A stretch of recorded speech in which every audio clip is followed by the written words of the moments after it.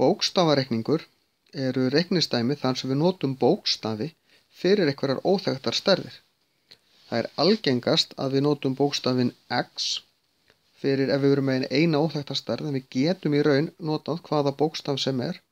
Síðan getum við verið með marga mismunandi óþekktar stærðir í sama dæminu, það er að segja marga mismunandi bókstafi.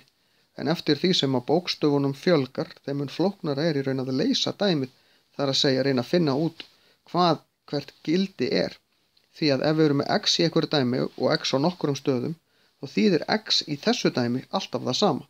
Við getum þýtt eitthvað allt annað í næsta dæmi, og ef við erum með A í dæminu þá þýðir A allstaðar það sama, þó að A geti þýtt eitthvað allt annað í öðru dæmi. Og við getum notað reglur í bókstafareikningi eða bara reglur í algebru til þess að leysa út hver bókstafur þýðir.